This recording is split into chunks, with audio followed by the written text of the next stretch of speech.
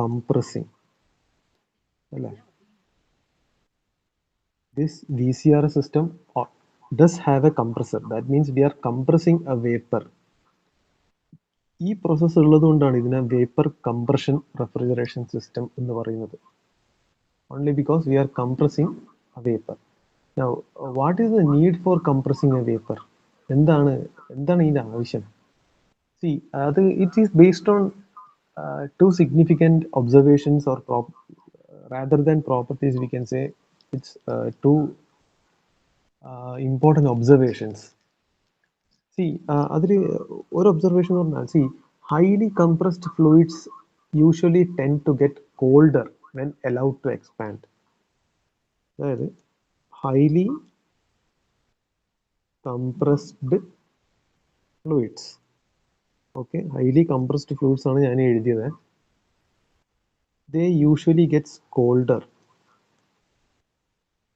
when expanded. അപ്പോൾ നമുക്ക് ഈ സിസ്റ്റത്തിൽ എന്താണുള്ളത്? We have vapor, we have compressing process, and also we have what? Expansion. നമുക്ക് ഇതിലൊരു expansion valve ഉണ്ടല്ലോ. Yesterday I have discussed the components and you have seen an expansion or throttle valve. So what is basically happening? We are compressing the vapor to a higher temperature and pressure level and then allowing that compressed vapor to expand. That will lead to obtaining a much colder substance. അതായത് highly compress ചെയ്തൊരു സാധനത്തിനെ നമ്മൾ expand ചെയ്യാൻ hello ചെയ്താൽ it gets much colder. And along with this, if the pressure is high enough, നല്ല ആവശ്യത്തിനുള്ള pressure, അതായത് നമ്മൾ കംപ്രസ് ചെയ്തിട്ട് ഹൈ ഇനഫ് ആവശ്യത്തിനുള്ള പ്രഷറിലേക്ക്, ആവശ്യത്തിനുള്ള ഹൈ പ്രഷറിലേക്ക് നമ്മൾ അതിനെ കംപ്രസ് ചെയ്താൽ, this compressed compressed vapor will be hotter than the source of cooling. Cooling in the source. What was the source of cooling? Source of cooling was our refrigerant, which absorbs the latent heat of vaporization from the substance or the area which is to be cooled. So when the compression happens and the pressure is high enough, then what happens? That particular working fluid gets hotter than the source of cooling. And ഒന്നത്, അതായത് high enough pressure ആണെങ്കിൽ source of കൂളിങ്ങിനായിട്ട് കൂടുതൽ ടെമ്പറേച്ചറിലേക്ക് ഈ working fluid മാറും. രണ്ടാമത്തത്, the expanded vapour, ഇതിന് നമ്മൾ expansion valve or throttle വാൾവിൽ വെച്ചിട്ട് എക്സ്പാൻഡ് ചെയ്യുന്നുണ്ടല്ലോ. This expanded vapour will be cooler than the desired cold temperature. That means നല്ല എക്സ്റ്റെൻഡ് ഓഫ് കൂളിംഗ് നമുക്ക് കിട്ടുമെന്നർത്ഥം. ഞാൻ പറയുന്നത് മനസ്സിലാവുന്നുണ്ടോ? Are you able to get me?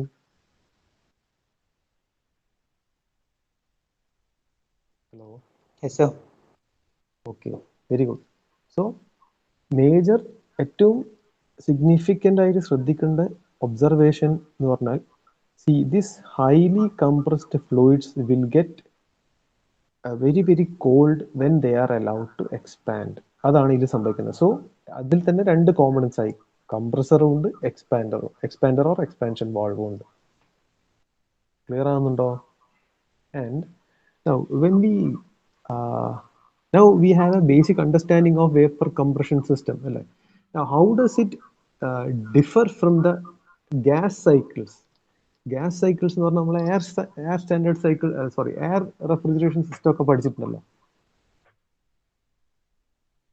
അതിൽ എങ്ങനെയാണ് വ്യത്യസ്തമാകുന്നത്? ജനറലി thermodynamic cyclesന് they are categorized into gas cycles and vapor cycles. Usual classification അങ്ങനെയാണ്. I don't know whether you have come across these terms. നിങ്ങൾ തെർമൽ എഞ്ചിനീയറിംഗ് ഈ സെമിസ്റ്ററിലാണോ subject? Hello, thermal engineering കഴിഞ്ഞോ നിങ്ങളുടെ? Okay, so you might have went through the gas cycles അല്ല, അതിൽ gas cycles ഒക്കെ നിങ്ങൾ നോക്കിയിട്ടുണ്ടാവും വിചാരിക്കുന്നു. സോ തെർമോഡൈനാമിക് സൈക്കിൾസിനെ ഈ രണ്ട് കാറ്റഗറൈസേഷൻ ആണ് ജനറലി നമ്മൾ കാണും, gas cycles and vapour cycles. ഒരു see typical gas cycle എന്ന് പറഞ്ഞാൽ the working fluid will be a gas and it never undergoes phase change. ഇവിടെ ഒരിക്കലും phase change ഉണ്ടാവില്ല. That is what we have understood while we had studied air refrigeration cycles. No phase change ആണ് ഇവിടെ. അല്ലേ? And consequently the operating cycle will be always away from the ഒരു vapor ആകുന്നില്ല, phase change ആകുന്നതുകൊണ്ട് ആ gas will remain as a gas. It doesn't change its state to vapor. It doesn't become vapor. Now here heat rejection and refrigeration of they take place as the gas undergoes sensible cooling and heating. Sensible cooling and heating എന്ന് പറഞ്ഞാൽ എന്താണ്? Sensible heating sensible cooling എന്ന് പറഞ്ഞാൽ that we can feel. നമ്മൾ ഇപ്പം ഒരു പാത്രത്തിൽ വെള്ളം ചൂടാക്കാൻ വെച്ച് വെള്ളം ചൂടായി വരുമ്പോൾ before it gets boiled when we dip our finger into the water we can feel the heat അല്ലേ? That is sensible heat. അതാണ് സെൻസിബിൾ ഹീറ്റിംഗ് എന്ന് പറഞ്ഞാൽ.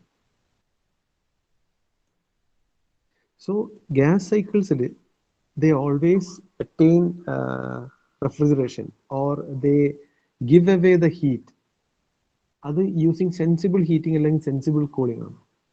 ബട്ട് വേപ്പർ സൈക്കിളിൽ എന്താണ്? ഓൾവേസ് ഫേസ് ചേഞ്ച് ഉണ്ടാവും. അല്ല, വൺ ഫേസ് നിന്ന് മറ്റൊരു ഫേസിലേക്ക് എപ്പോഴും during the working process or as the working fluid undergoes. Working fluid എന്ന് പറഞ്ഞാൽ ഇവിടെ vapour undergoes the processes it changes its phase from solid to liquid or liquid to vapour and vice versa.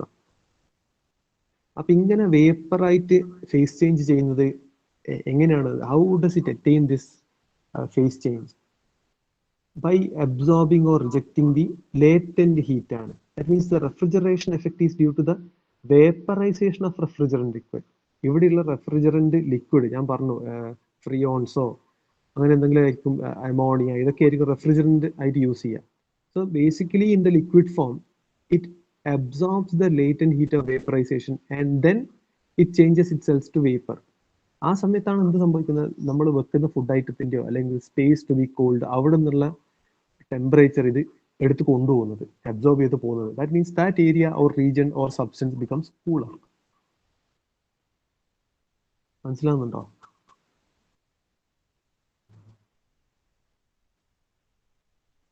Clear ആവുന്നുണ്ടോ? Yes, sir. Okay. So now see one more thing. See, since the refrigeration effect is produced due to or during the phase change, large amount of heat can be transferred per kilogram of refrigerant at a constant temperature. Constant അല്ലെങ്കിൽ near constant temperature. That means ഒന്നുകൂടി പറയാം. ഈ മനസ്സിലാക്കോ പറയുന്നത്? Refrigeration effect is produced due to what? Phase change അല്ലെ? Or during phase change ആണ്. Liquid refrigerant വേപ്പറായി മാറുന്ന സമയത്ത്, ആ സമയത്താണ് എന്ത് റെഫ്രിജറേഷൻ എഫക്ട് ഉണ്ടാകുന്നത് അല്ലെ? അതെങ്ങനെ ഉണ്ടാകുന്നത്? It absorbs the latent heat of vaporisation അല്ലെങ്കിൽ അല്ലെ? സോ ഈ ലാർജ് എമൗണ്ട് ഓഫ് ഹീറ്റ് ആണ് എന്തെന്ന് ഈ റെഫ്രിജറന്റ് കൊണ്ടുപോകുന്നത്. It is being transferred.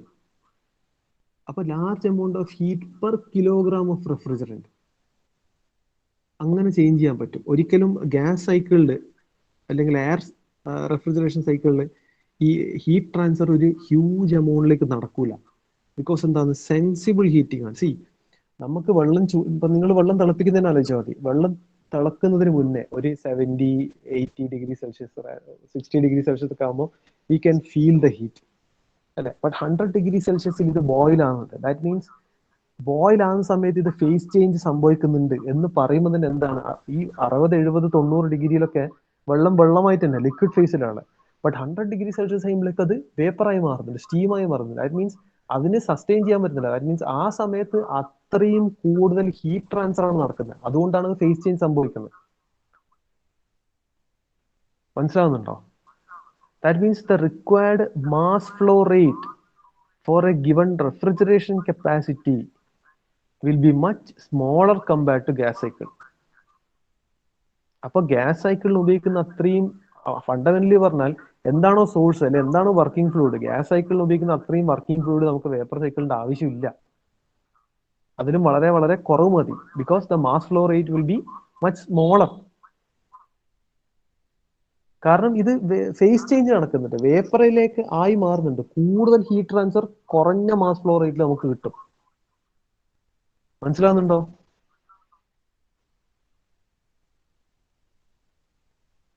Clear ആവുന്നുണ്ടോ?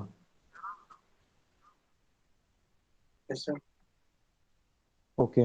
സോ വേപ്പർ സൈക്കിൾസിൽ വേപ്പർ കംപ്രഷൻ റെഫ്രിജറേഷൻ സിസ്റ്റം ഉണ്ട്, VCRs ഉണ്ട്, വേപ്പർ അബ്സോർപ്ഷൻ റെഫ്രിജറേഷൻ സിസ്റ്റം ഉണ്ട്. Both you have to study. ഈ സെൻസറിൽ നമുക്ക് രണ്ടും പഠിക്കാനുണ്ട്. ഇപ്പൊ നമ്മൾ ഗോ ത്രൂ ചെയ്യുന്നത് വേപ്പർ കംപ്രഷൻ റെഫ്രിജറേഷൻ സൈക്കിളാണ്. ഇത് ജസ്റ്റ് ബേസിക് ആയിട്ട് കുറച്ച്, അതായത് to understand what is the benefit. നമ്മളെ എന്താ പറയാ, ഈ ഡൊമസ്റ്റിക് റെഫ്രിജറേഷനിലൊക്കെ എന്തുകൊണ്ടാണ് വേപ്പർ കംപ്രഷൻ റെഫ്രിജറേഷൻ സിസ്റ്റം, എന്തുകൊണ്ട് നമുക്ക് എയർ റെഫ്രിജറേഷൻ സൈക്കിൾ ഇൻസ്റ്റാൾ ചെയ്തുകൂടാ എന്നുള്ള സംശയം വരുന്നുണ്ടെങ്കിൽ അത് മാറ്റാനാണ് ഞാനിപ്പോൾ ഈ കണ്ടന്റ് പറഞ്ഞു തന്നത്. ജസ്റ്റ് അണ്ടർസ്റ്റാൻഡ് എന്താണ് സംഭവം എന്നുള്ളതൊന്ന് മനസ്സിലാക്കുക. Clear? Is it clear? Okay. അങ്ങനെയാണെങ്കിൽ ഒരു മിനിറ്റ്, ഞാനൊരു ഇമേജ് ഷെയർ ചെയ്യാം.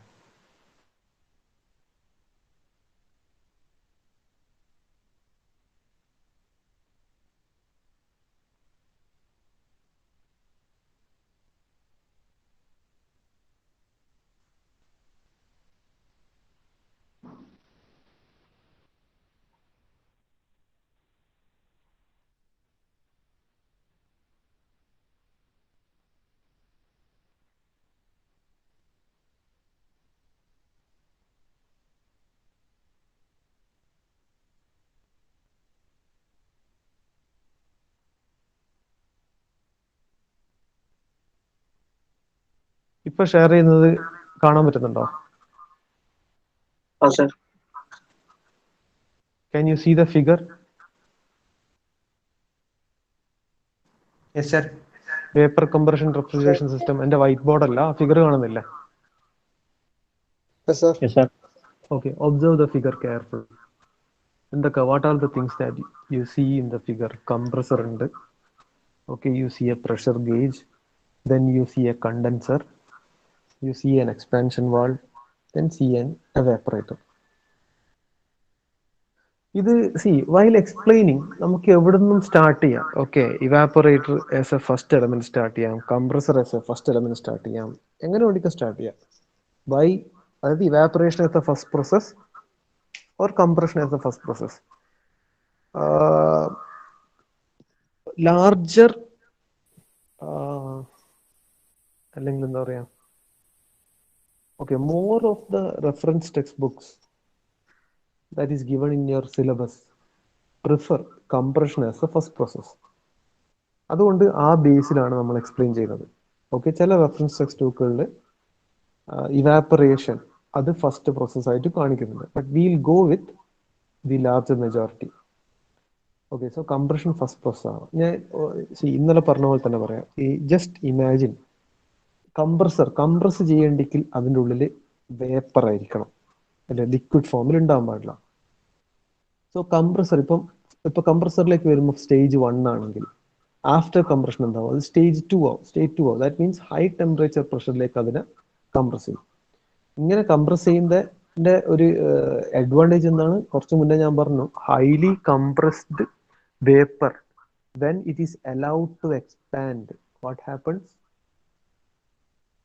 ഇറ്റ് ഗെറ്റ്സ് മച്ച് കോൾഡർ, അല്ലെ. സോ ഈ ഹൈലി കംപ്രസ് ചെയ്ത് അല്ലെങ്കിൽ ലാർജ് പ്രഷർ ടെമ്പറേച്ചറുള്ള സാധനങ്ങൾ നമ്മൾ ആദ്യം കണ്ടൻസറിലേക്ക് കൊണ്ടുപോകും.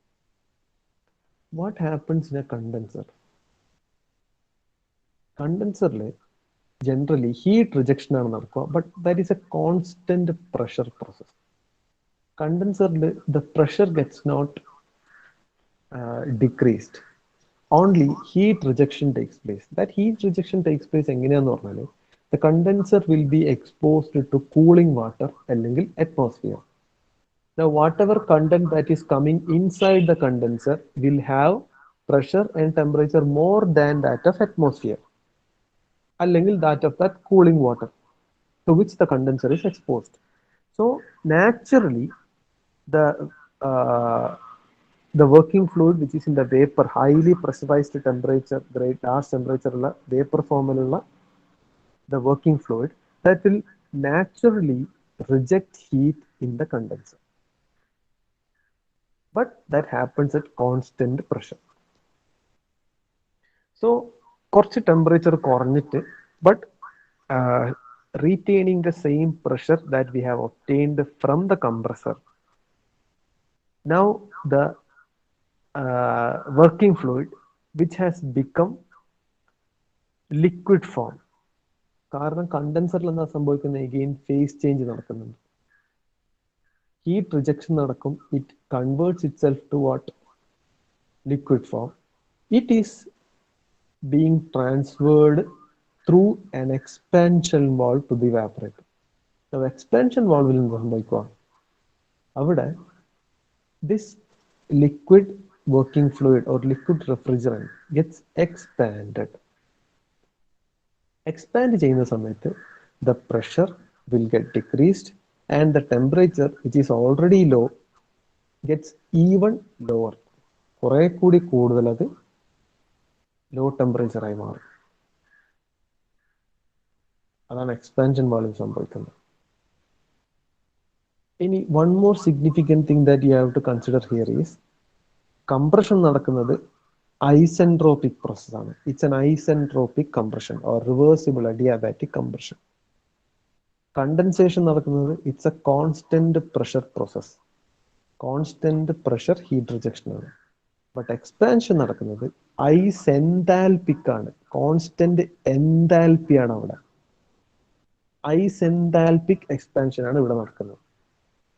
Now the liquid refrigerant which is already low in temperature and pressure is flown into the evaporator. Evaporator എന്താവും, evaporator is subjected to the region where we have to or where the required refrigeration effect should be obtained. അതായത് ഫ്രിഡ്ജിൽ ഇപ്പോൾ ഒരു apple വെച്ചാൽ apple ആണ് നമുക്ക് തണുത്തിട്ട് കിട്ടണ്ട, fridge അല്ല തണുത്തിട്ട് കിട്ടണ്ട. സോ ആ apple is or this evaporator will be exposed in a region near to the apple. So അവിടെ ആ ഒരു ആപ്പിൾ വെച്ചാൽ the liquid refrigerant which is already at a low pressure, low temperature, which is flowing through the evaporator, absorbs the heat from that particular food substance. Apple ആണെങ്കിൽ apple, അല്ലെങ്കിൽ ആടെ atmosphere condition ആണെങ്കിൽ അവിടുന്ന് it absorbs the heat. അത് latent heat ആയിരിക്കും, latent heat of vaporisation. കാരണം എന്ന് പറഞ്ഞാൽ the refrigerant possesses the property or its thermal conductivity is very low. അതായത് വളരെ ചെറിയ ടെമ്പറേച്ചർ ഹീറ്റ് കൊടുത്താൽ തന്നെ അത് പെട്ടെന്ന് എന്ത് ചെയ്തു, ഫേസ് ചേഞ്ച് സംഭവിക്കുകയും അത് ലിക്വിഡ് വേപ്പറിലേക്കായി മാറും. So coming out of the evaporator will be vaporized refrigerant. That is again passed into the compressor. കാരണം എന്താ, ഈ വേപ്പറിന് ഒരു വേപ്പർ ഇപ്പോൾ ഓൾറെഡി എന്താ ഫുഡ് സബ്സ്റ്റൻസിലെ സാധനം എടുത്തു, ഇനി ഇത് റീസൈക്കിൾ ചെയ്ത് പോണ്ടെങ്കിൽ ഈ ടെമ്പറേച്ചർ ഇതിന് എവിടെയെങ്കിലും കളയണം. ഈ ടെമ്പറേച്ചർ ഇതിന് വെറുതെ കളയാൻ പറ്റില്ല. ദാറ്റ് മീൻസ് നമ്മൾ അതിന്റെ പ്രഷറും ടെമ്പറേച്ചറും കുറച്ചും കൂടി ഇൻക്രീസ് ചെയ്യും. എന്നിട്ടാണ് അത് എന്ത് ചെയ്യുക, കണ്ടൻസറിലേക്ക് കൊണ്ടുപോയിട്ട് അതിന്റെ കൂളിംഗ് വാട്ടറിൽ റിജക്ട് ചെയ്യുന്നത്. മനസ്സിലാവുന്നുണ്ടോ?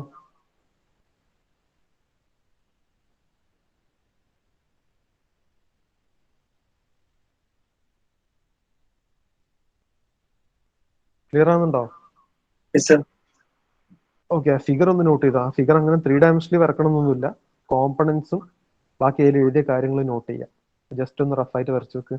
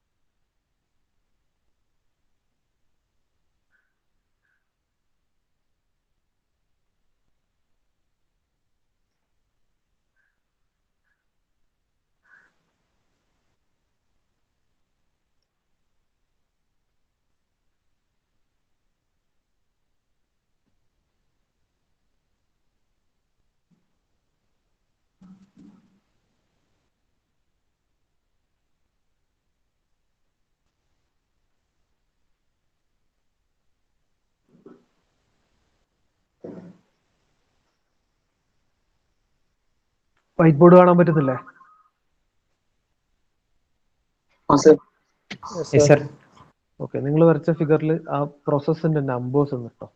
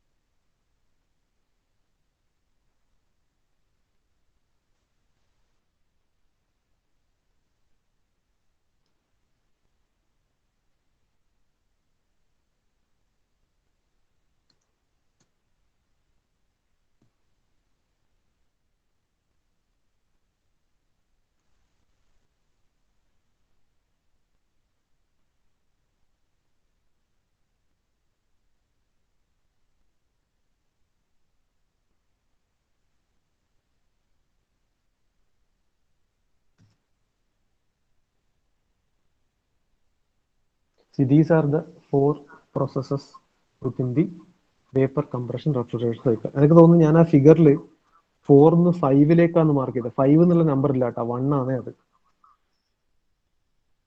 അറിയാണ്ട് മാർക്ക് ചെയ്തതല്ല.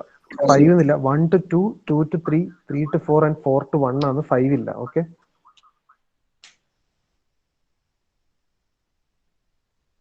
Okay, sir. So these 4 processes comprise the vapor compression cycle. 1 to 2, isentropic compression of vapor ആണ്. This occurs in compressor ആണ്. In compressor.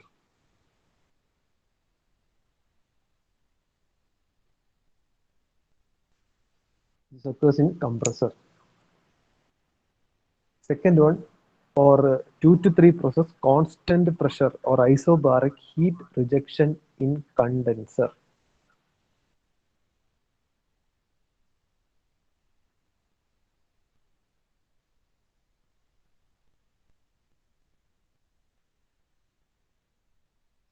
Three to four, isenthalpic expansion of liquid refrigerant in expansion valve.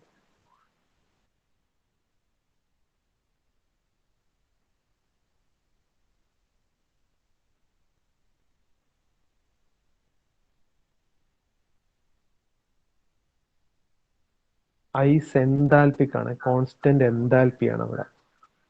And last fourth one, constant pressure heat absorption or extraction. അതിന് absorption എന്ന് പറയും, ബ്രാക്കറ്റിൽ ഞാൻ extraction എന്ന് എഴുതിയിട്ടുണ്ട്. Extract ചെയ്യുന്നത് ഇൻ ഇവാപ്പറേറ്റർ. സോ രണ്ട് കോൺസ്റ്റന്റ് പ്രഷർ പ്രോസസ് ഉണ്ട്.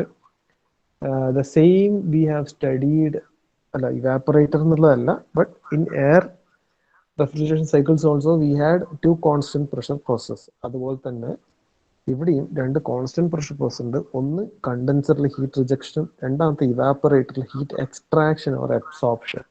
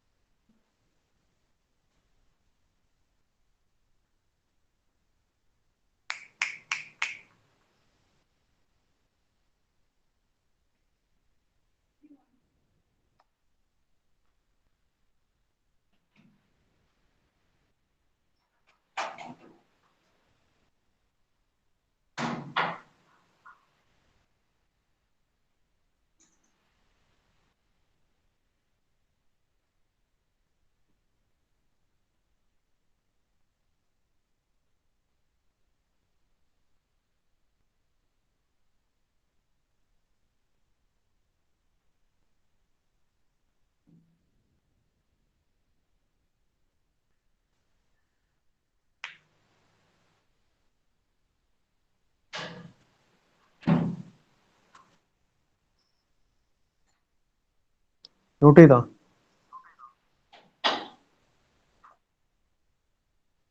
If you have noted down, just imagine how you can represent this in a PV diagram, PV, TS and PS diagram. You have to understand this concept by plotting them in three different sets of graphs. One is PV, it is very important. I mean, all the three graphs are very important. This will be definitely asked in the examination. PV, TS and PH graphs. Three curves you have to study. And within these three, more significance should be given to TS and PH graphs. വളരെ വളരെ വളരെ common ആയിട്ട് ചോദിക്കുന്ന questions വരും ഇതിൽ. So now tell me, how can we plot these in PV, TS and PH graphs? The PV, TS, PH ഒക്കെ വിട്. Just tell me first one, PV. PV യിൽ എങ്ങനെ ഇത് പ്ലോട്ട് ചെയ്യാം? ഫസ്റ്റ് പ്രോസസ്സിന്റെ കർവ് എങ്ങനെയായിരിക്കും? Can anybody tell me? Just common logic use ചെയ്തിട്ട് പറഞ്ഞോട്ടെ.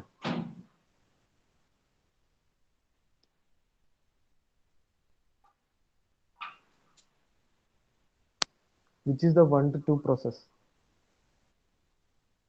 It is isentropic compression ആണല്ലേ?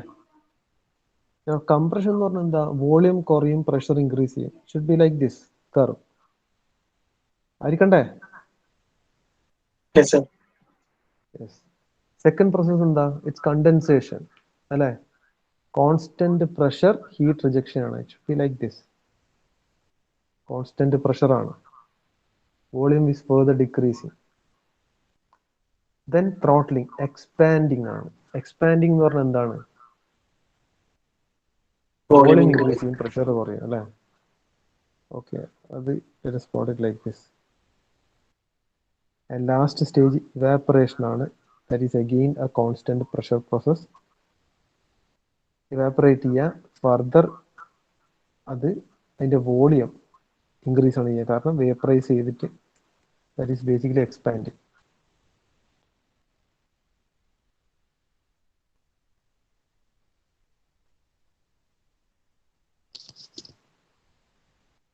So, ഒരു വേപ്പർ ഡോം ഇവിടെ ക്രിയേറ്റ് ചെയ്താൽ, if you create a vapor dome, ആ വേപ്പർ ഡോം ഏകദേശം ഇങ്ങനെ വരും. ഞാൻ നല്ലൊരു ഫിഗർ നാളെ ഷെയർ ചെയ്ത് തരാം, ജസ്റ്റ് ഫോർ അണ്ടർസ്റ്റാൻഡിങ് ആണ്.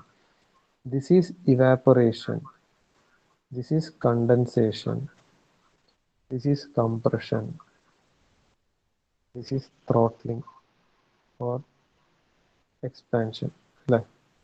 ദാറ്റ് മീൻസ് ഈ ഫേസ് കംപ്രഷൻ എൻഡ് ചെയ്ത് കണ്ടൻസേഷൻ സ്റ്റാർട്ട് ചെയ്യുന്ന ഫേസ് എന്താണ്? This is vapour state. കണ്ടൻസേഷന് ശേഷം ത്രോട്ട്ലിംഗ് ചെയ്ത് ഇവാപറേഷനിൽ എത്തുമ്പോൾ ഇതെന്താണ്? This is liquid state.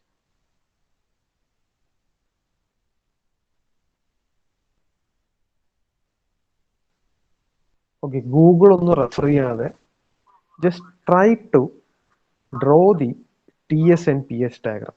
നിങ്ങൾ റഫായിട്ടൊന്ന് വരച്ച് നോക്കുക. Don't refer Google. Google refer ചെയ്താൽ നിങ്ങൾക്ക് എന്തായാലും ഇമേജസ് കിട്ടും. അല്ലാതെ ജസ്റ്റ് ലോജിക് വെച്ചിട്ട് വരക്കാൻ പറ്റുമെന്ന് നോക്കിയിട്ട് വാ. Okay, so Monday we are all having offline classes.